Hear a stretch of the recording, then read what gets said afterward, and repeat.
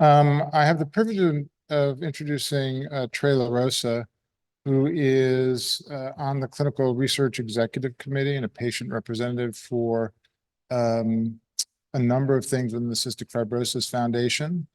I'm going to let him introduce himself so that he can tell you his story. We're delighted to have him come talk to us about being an adult with CF and what that means today.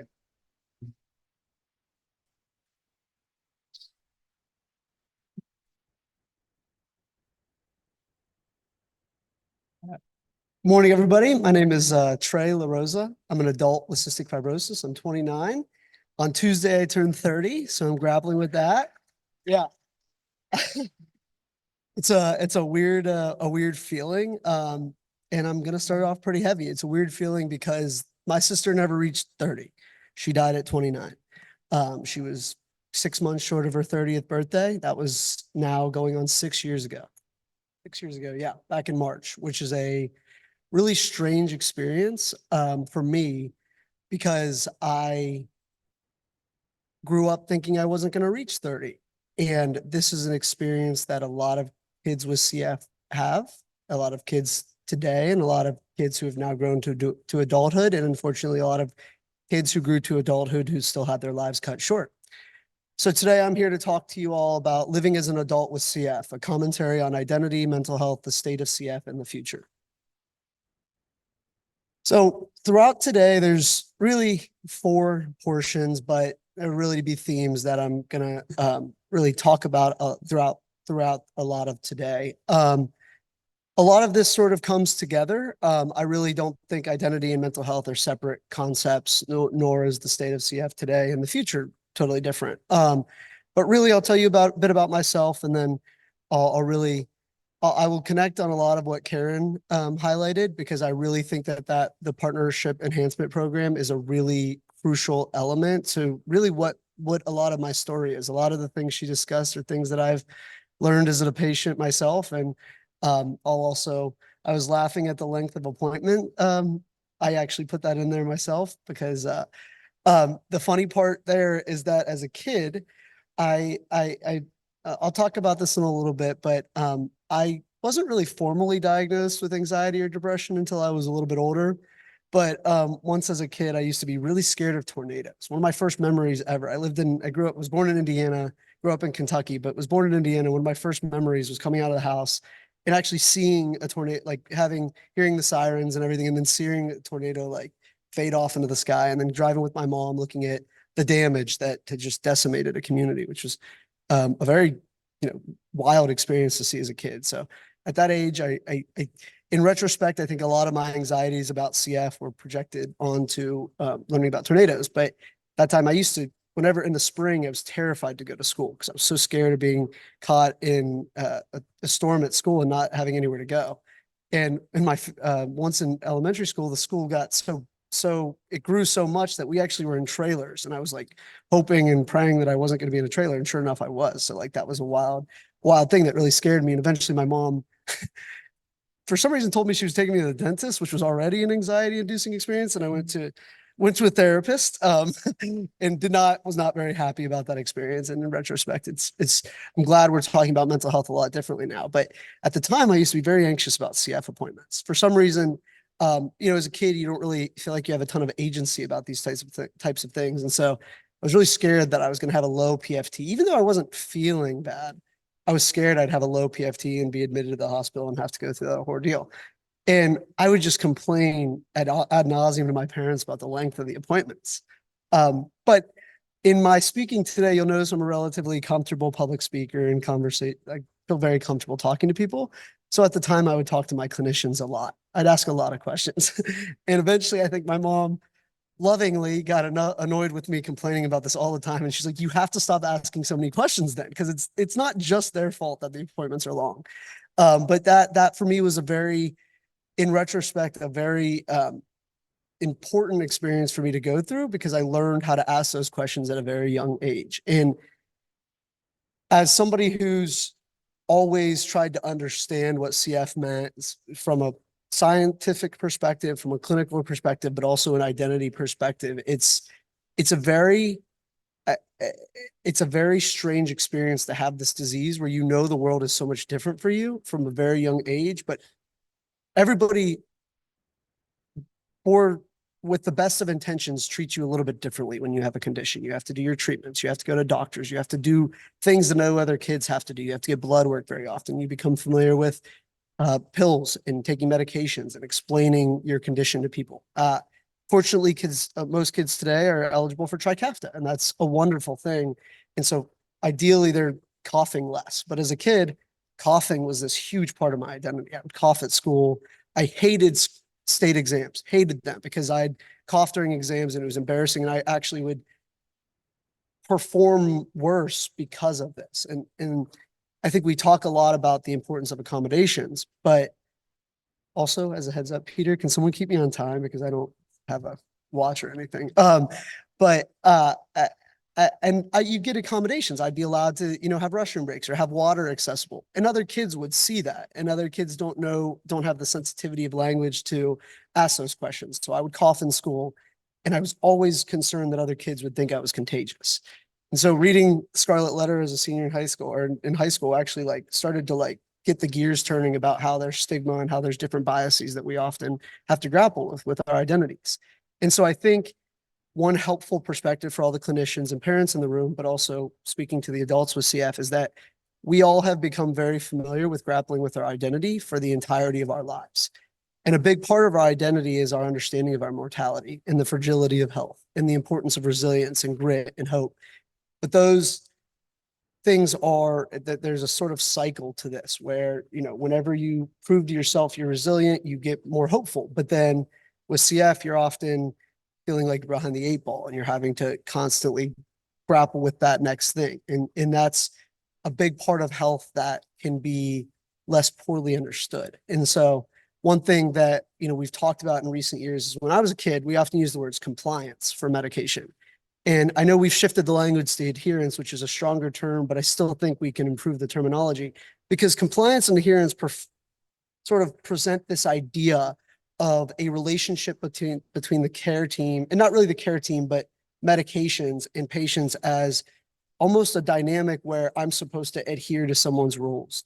And nobody really thinks that doctors or clinicians are really putting rules on them, but rather I think that we've sort of lost the plot of what adherence and compliance issues really are, because I really don't think it's so much that anybody doesn't understand the importance of their medication. I think it's more about the lack of agency that having genetic condition, knowing that the stability of my health is because of 3 pills a day is a sort of strange experience that I think a lot of people who don't have to take pills daily may not fully comprehend or appreciate. It's really not about comprehending. It's about maybe not fully appreciating. And so in my experience, this has been a big part of my identity is understanding the contours of how I take control of my condition, when in reality, I only have a limited degree of control.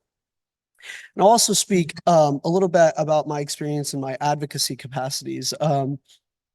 I really started off just sort of advocating for myself in the clinic. I started to understand how I could, it was one of the few opportunities for me that I could talk to. I wanted to be a doctor at one point, and there's an opportunity to talk to physicians and say, hey, here's this idea, here's this type of thing. And it was a really cool dynamic for me to, and I also studied chemistry in college. So at that time, I wanted to ask my clinician more questions and get a better understanding of CF from a scientific and clinical perspective. And then I graduated college with biochemistry degree. I actually worked undergrad or postgrad in a CF research lab. So really cool lab, got to see how modulators actually worked in the lab, got to watch cells swell as people's CFTR function improved. It was a really cool experience. But in that role, I talked a lot to PhDs and researchers, and then I talked a lot to MDs and clinical researchers. And I also have a fair bit of CF friends. And I realized that everybody was trying to solve the same problem, but everybody was talking in different languages. Doctors tend to talk in very clinical language, very, group, talking about CF community. Not that there's generalizability, but if you talk about medications, you talk about how X number of patients improved in a phase 1 clinical trial. And in the interpersonal conversations, doctors talk one-on-one. But then PhDs, researchers, people tend to talk about the science of it. And then patients really are just talking about how it affects them as an individual, affects us as an individual. And so that was when I started to really write about CF, write about my experience. And I really started to enjoy that experience of trying to translate the languages to one another. And then I joined with the CF Foundation's Adult Advisory Council, worked with a lot of other CF adults to give the CF Foundation perspective. That eventually turned into my role on what's called the Clinical Research Executive Committee, which is the body that sanctions research that goes into the Therapeutic Development Network. And then in this capacity, I work with one of our other speakers who's coming up, Dr. Christopher Goss. And on this committee, we review clinical trials, review studies to evaluate their preclinical. There's a lot more, by the way, there's a lot more levels to this. There's many different committees that review these protocols. It goes through a lot of checks and balances. It's a really amazing process for conducting clinical research. But on the CREC, me and a fellow patient, his name is Will Corcoran, who's a good buddy of mine, we give perspective to the researcher. Oh, and I give the perspective of a patient who's benefited from modulator, and Will gives a perspective of somebody who's not a modulator. So we get a wide breadth of experience, but of course, we both try to connect with our community and understand our community's needs so that we aren't solely giving our perspective, but trying to advocate on behalf of the community, which is a challenging task. But in this capacity, we review these studies and, comment on the feasibility, the eligibility. A lot of clinical research, or not, a lot of sponsors develop studies that, in practice, you can tell some studies haven't. A lot of patients were never consulted on it. Whether it's bringing your vest into the clinic, which for some people might be feasible, but for others is not even possible. I remember I was in an imaging study back in, I think it was 2017, and I was able to do this because I worked at the hospital, but they asked me to forego my treatment in the morning. That was what the study called for. They wanted to do imaging prior to vest, albuterol, saline, and Pulmazine. For some people, that's legitimately the coughing and the discomfort is too profound that you can't skip a treatment ever. And so, obviously you want a patient's perspective on the feasibility of these studies. But in this role, I really have been impressed to hear about how the researchers and doctors and other folks on the CREC think about the patient perspective. And I think part of our role as patients is continuing to educate the care teams on these different perspectives, because the parents in this room probably did not think about clinical trials or think about appointments very often before having a child with CF. In some cases, of course, maybe other conditions, maybe you had thought of it, but we need people to advocate for us when we're not in the room.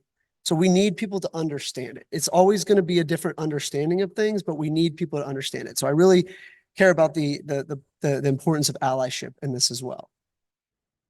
I'll also share some of these pictures. You'll see in the top left, that's a picture of my mom and I.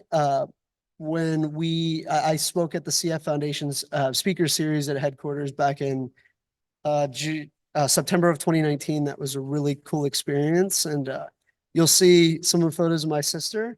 My sister was a really, one big difference between my sister and I, were both Delta F. I'll have to show you guys. I have the phenylalanine tattooed on me. We're both double deltas. And Alyssa was we were both prototypical GI issues, lung issues, sinus issues, all that stuff. But I never really struggled with weight. And so Trikafta has reinforced an issue that was already kind of an issue for me. I've actually, despite having severe pancreatic insufficiency, I've always actually been more overweight. Weird side note, I qualified for the COVID vaccine for high BMI before CF, which was another weird experience. That's more a fault with how we indicated COVID vaccines, but regardless. So Trikafta, I've actually gained weight and struggled with that. And another side note, I just got diagnosed with CF-related diabetes. So that'll also be something I talk about. But my sister, she was extremely underweight. Extremely underweight. I didn't really experience bullying in high school or middle school. Alyssa did. She was bullied for her weight quite a bit. She had a lot of scars. She had a lot of different aspects of CF that, especially as a woman with CF, would pose different challenges than that I experienced as a boy and as a man with CF. But you'll see in that top picture where Alyssa's feeding me, when she learned that I was diagnosed with CF, she was excited. She's like, I came home from the hospital, and I think that's the cutest, funniest story, because in a weird way, while I would have never wished my CF experiences on her or anything like that, that was something that gave me a lot of community from a very young age. And Alyssa's experience was eye-opening for me because that really taught me the fragility of health from my first memories. I don't ever remember not knowing that people with CF are ill or at risk of a shortened life expectancy. And so that's another thing that I would sort of emphasize to the folks who have either young children or folks who work with young children is kids are a lot smarter. And I think we're learning this. I think the research is showing this, that we're learning this, but kids are a lot smarter than we often give them credit. And kids definitely absorb so much more of the world around them.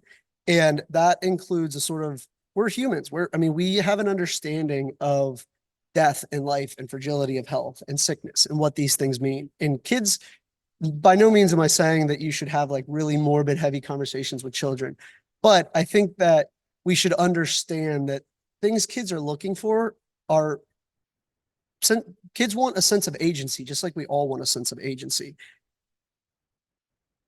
And I segues into what I really want to talk about with the concept of mental health. So I've experienced depression and anxiety in a few different capacities. I've experienced generalized anxiety where I have sort of that bubbling baseline anxiety. I've experienced panic attacks. I've experienced existential dread. I've experienced burnout, all these different things.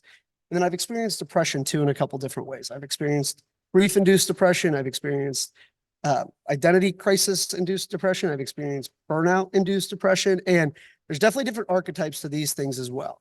And with mental health, from a patient perspective, of course, we all want a simple answer. In a weird way, CF has been easier for me to grapple with from a mental health and identity perspective because it's the shitty, unfortunate reality of a broken protein. Like that sucks. It sucks, but for me, it's been easier to accept that I have to handle that because I can't do anything about that protein. All I can do is try to take care of myself, take my meds, do the things that I need to do to hopefully prevent serious infection, illness risk, all that stuff. But with mental health, you have all these different factors. You have genetic basis, you have environmental factors, you have, all kinds of different factors that really influence it. And I think that as we enhance our partnership with a partnership enhancement program, as we strengthen our partnership between patients and clinicians, I think mental health has to be the centerpiece. There's no patient centricity if physical health is the only thing focused on. I actually think mental health has a more profound impact on physical health than the small little, like, exercise has a benefit on your physical and mental health. But when you're in the throes of depression, yes, anxiety can help someone escape depression, but that's not, exercise can help, but you can't, like, the point of depression is that you have a low threshold for the things you need to do to improve the lifestyle. So there's a lot of different environmental and external factors that we have to really learn to sharpen and hone. And we can't rely on pharmacologics, SSRIs, anxiolytics play a very crucial role in this battle. But for me, the bigger things that have helped have been having social support, having the support of a clinic, having these different elements of the environment that can allow my mental health to thrive. And that's not been easy to find it sometimes. And sometimes it's been very difficult, especially when burnout is the leading cause. And I don't think you can separate any of this from, I think everything is interconnected here. And identity is a big part of that. I'll share briefly. I speak about burnout a lot lately because I actually just took about 3-4 months ago, I took leave from work because of burnout induced depression. This also was coupled with a diagnosis of CF related diabetes, which has been another really challenging thing for me to grapple with. I still don't have it in check. I'm tracking metformin right now. We'll see. I don't know what the next one is, but I'm not having a lot of experience with, or a lot of success with it. And as I went through this process of pursuing this short-term disability leave, I encountered for the first time extreme bias against mental health that I had never really experienced before. And that's one privilege of the CF community, is we have these type of events happen. Just for everybody's awareness in here, with other chronic conditions, especially pediatric conditions, these type of events are not necessarily the norm. So even having these events is a testament to where the community is. So just noting that there are things that we're already doing that are fortunately grappling with issues that have been big issues in the past. But as I experienced this issue with burnout, induced depression and short-term disability and a not to be named insurance company that was doubting my clinician's recommendations on leave, I experienced some real issues with patient self-advocacy that I had never really struggled with. I've always been very confident in my ability to advocate for myself. And then I experienced folks who didn't believe that part of I'll just be very direct and honest and candid here. They told me that because my doctor prescribed this, my endocrinologist prescribed exercise. They told me that because of that, I was not qualified as disabled, despite my clinician, therapist, and social worker all advocating for leave from work, because you need to fix those things. You need exercise. You need social support. So the reality is mental health in some areas is still a very undiscussed issue or not taken as seriously as it can be, despite the mountains and mountains and mountains and mountains of clinical evidence and literature that supports the way we're starting to work towards mental health. So I share that because I believe that telling this story is a form of me reclaiming my agency and me reclaiming any sense of control that I have, because I am confident that these were issues I needed to grapple with, despite some independent folks saying that I did not. And you'll see in these photos here, you'll see the top right. That's me the first day I got on Trikafta. I used to work at Cincinnati Children's Lab and worked with a team of all of my colleagues studied CF. So they were really excited for me on this day. So they told me to bring it in, and I got some photos of me. And then you'll see some photos of me at the CF walks, my sister and I in 2007, I think, with Razor phones. Pretty fun stuff there. Far right, me at the CF Research Conference in Stowe, Vermont. That bottom right, I'm really proud of that photo. That was the top. I climbed to the top of Mount Mansfield, I think it was, in Stowe, Vermont. And by climb, I mean I drove to the top and stepped out of my car for about a minute and took the photo. Didn't have enough time to climb, but really fun day. And then I'll actually, on the bottom left, I'll share, before I talk about that, in the top center-ish area, you'll see I really like this photo. My sister was born with meconium ileus, was very, very, very sick at birth. She had like a third of her colon removed. Alyssa and I's story are sort of two sides of the same coin.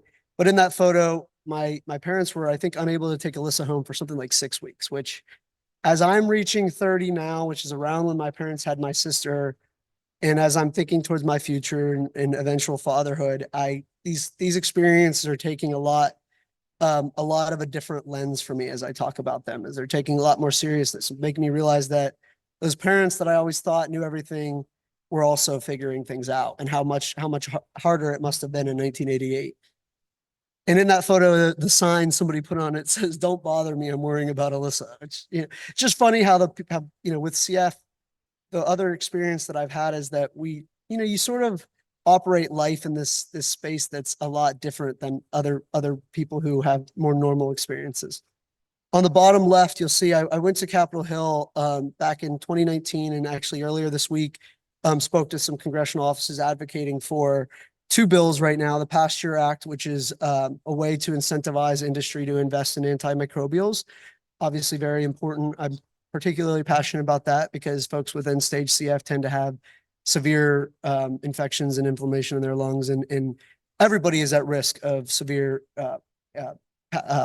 antibiotic resistant pathogens. It's a very serious risk. It's not just a risk for people with CF. I said in my meetings with congressional reps that the CF community, in a weird beneficial way, is a canary in a coal mine for a very serious issue that could have a real impact on the globe. We saw what a pandemic, how that can affect the world, and a bacterial infection, a serious bacterial infection that's resistant, that runs rampant, could have profound implications on the globe. And so the benefit of the CF community is that we have a population that's very willing to engage in clinical research, especially on antimicrobials. I also talked about the Help Copays Act, which is, if anybody's in here that has recently changed insurances in the last couple of years, may have encountered a copay accumulator. I myself started a new job a few weeks ago. I'm splitting time in 2 different departments. I'll be working on liver disease, but also patient engagement. So I'm really excited about that. But the Karen, I think you showed that chart. I tried to read every line. I'm not sure if I saw anything, but one thing that people don't often know is how much time we spend on the phone with pharmacies, insurance companies, and oftentimes we're told one thing by somebody, told to call the other team, who then tells us to call that person right back, which I experienced just this last week. I did all the research I could. I know what to look for in plans. I've read enough of this stuff. My dad also was an HR exec for 30 years, and we yet still could not figure out with certainty whether or not I had a copay accumulator. So for those unfamiliar, we have lots of expensive drugs, primarily there's 2 programs I use, Creons and Vertex copay assistance programs. And a copay accumulator means that the assistant program does not count towards your deductible. Then that means you get basically you have to pay twice as much for the medication. And usually you can still use the copay assistance program, but you're on the hook for the out-of-pocket max, which for every patient with CF, we hit our out-of-pocket max probably within the first 2 weeks in some cases. And so it's a very prohibitive cost, and it can lead people to skip their medications, which is just another complicating factor in adherence. But also, we have to spend a lot of time on the phone with folks, and that's just not efficient for most people. And if you don't know what you're asking, or you haven't learned this stuff, it's just yet another challenge. I will give a quick shout out. The CF Foundation has Compass, which you can call if you're not familiar. Definitely call Compass if you have any questions on this. Work with the clinic's probably very familiar. They'll help. They'll review they'll review plans. They'll call their folks. So that is a huge help. But it's just a benefit we have as patients with CF. Not everybody with chronic diseases has that benefit. So that's the other aspect, is that it's privilege for us, but still a major issue. So we're going to talk about the state of CF. Times. Okay. So right now we have a lot of really promising stuff happening. We've got modulators for a lot of the population. That's another sort of callback to the identity topic I brought up, and mental health.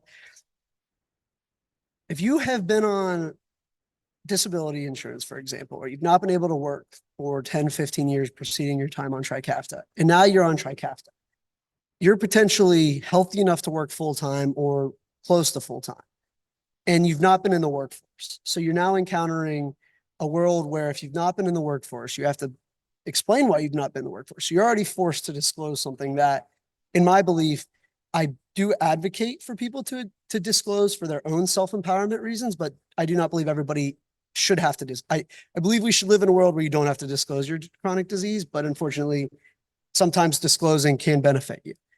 And with something like a medication like Trikafta, where you're suddenly encountering a life that is so unfamiliar for decades, you're thinking about the future a lot differently. You're thinking about finances a lot differently. I'll be very honest. When I was 22, was I putting as much money in my retirement? Heck no. I didn't think that I'd be able to access it.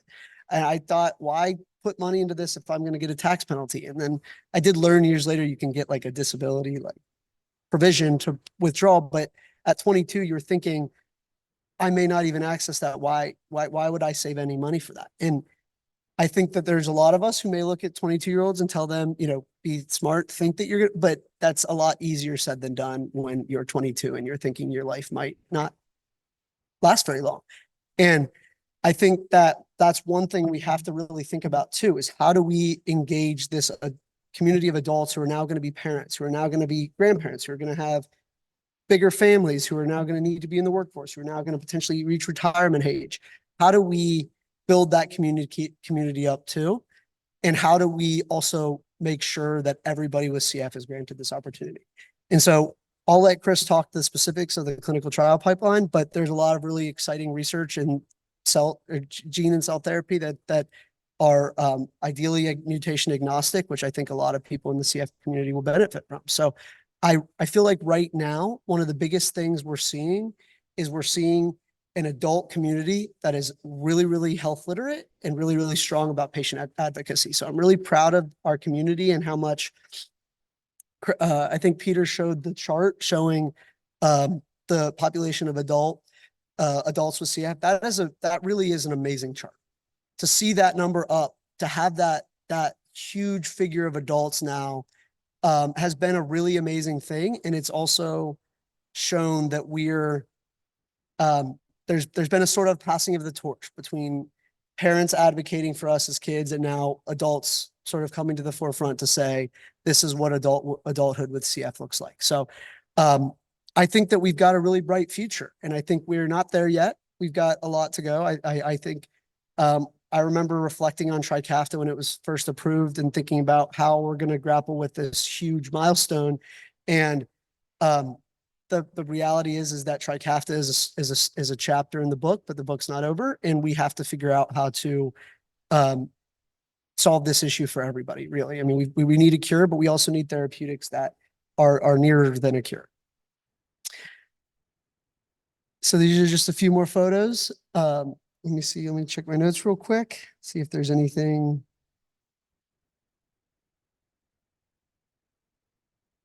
Yeah, I think I'm happy to answer any questions. And I mean that sincerely. I like tough questions. I think that's when I talked at the St. Pete's Johns Hopkins Day in February, and I did get some challenging questions. It was fun. I enjoy it. So thank you all. There's my if you want to scan that QR code, you can email me or text me or whatever.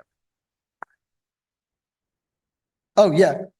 Yeah, questions online too, please. I don't know who's monitoring the chat, but and I do mean this sincerely. I want challenging questions.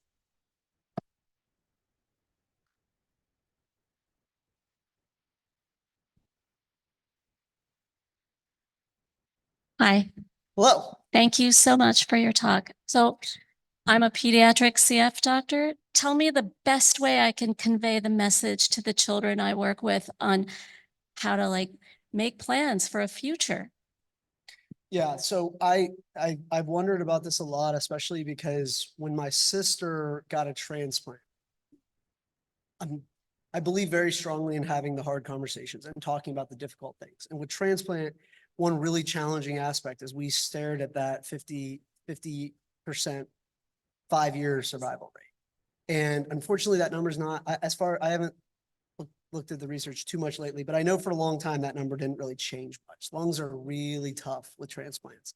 And we struggled with this idea a lot. And I struggled a ton myself with how to be a supportive family member to my CF or my sister as she had to deal with the constant threat of acute and chronic rejection. And the first tattoo I ever got is a purple rose, and it says Dum Spiro Spero, which is a quote, "While I breathe, I hope," Latin for "while I breathe, I hope." And to be very honest, I mentioned this last episode of depression because that was the first time I ever felt truly hopeless. Like I had lost my sense of optimism. And that's a really scary feeling because it truly makes things start to feel pointless. And I think with children tend to be more, I think children tend to be more resilient and curious. So I think that trying to emphasize the sort of, I don't want to say gamify it, but like emphasizing how much the personal things really do matter. I mean, medications, exercise, social relationships. And I think the self-advocacy component, I think that this is a self-regenerating resource. The more someone advocates for themselves, the more they become confident in their agency and control over the future. And I think with children, that's the thing that we can do is strengthen their literacy, make sure that they're exerting like what's important to them, make sure that I leave it up to the researchers in the room to figure this out. But I think that there's room to actually grow children's own health and advocacy by acknowledging that 100% adherence to therapeutics or adherence to everything is a goal that actually can actually deflate their agency and hope. Because if they feel that they have to be 100% perfect, I think we all can acknowledge that 98, 97, 95% is probably producing the same outcomes as 100%. And I think that that's getting a good way. I think that it's a tough conversation to balance. But if children know that if they feel good enough, I mean, I'll be very honest. I stopped my treatments before my clinic fully gave me the go ahead once I start Trikafta, because I knew that they weren't doing anything. I wasn't producing sputum. I didn't feel any different. I woke up in the morning and I was feeling fine. That's something that I think every patient has to figure out with their clinic, what they feel comfortable in doing. And I, of course, disclosed it to my clinic as soon as I went back. But I think with children, having those conversations to see what really matters to them. If a child has to skip a treatment, but it means going to play outside with friends, those kind of solve the same. I mean, they're going to get the benefit too from exercise. So I think with children, it's try not to like describe it 30 years into the future, but rather like a year or two in the future. And that way, I think that it gives children a sense of control. Smaller pineapples. Yeah, Right. exactly. Exactly. Grapes. Grapes.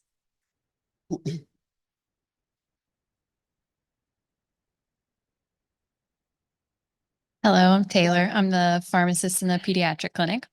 And I was hoping that you could maybe share your perspective on how the CF team can best support siblings with CF, knowing that there are times where one sibling health is poorer than the other.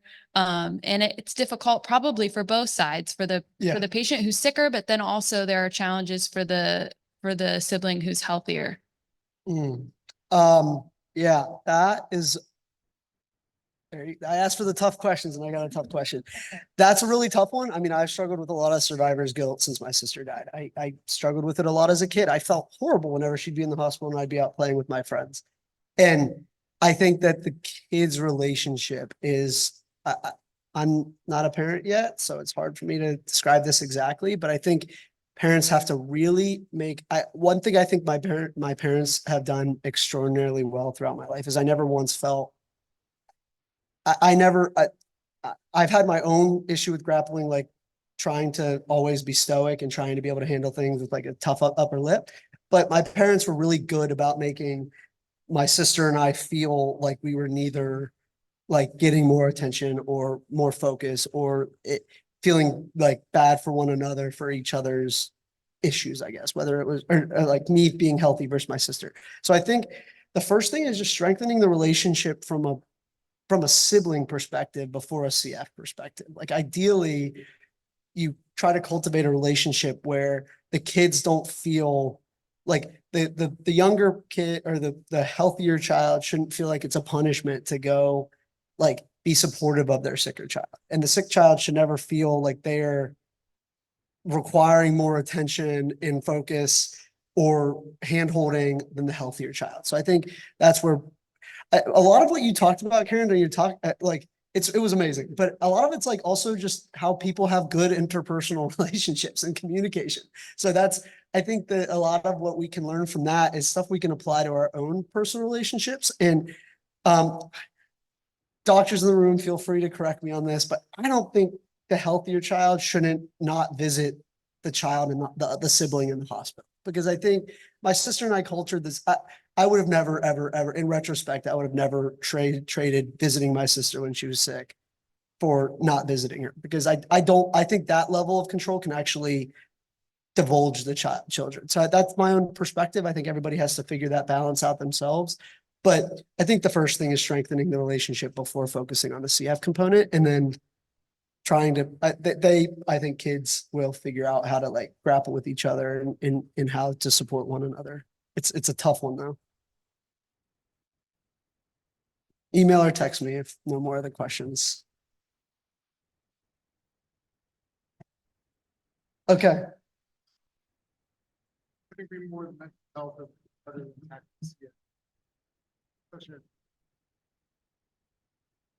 I've not tried to.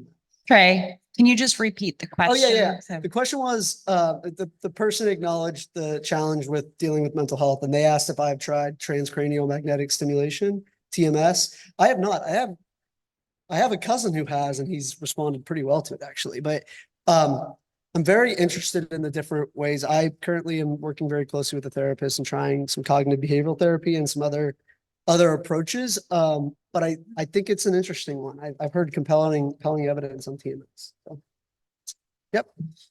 Thank you all.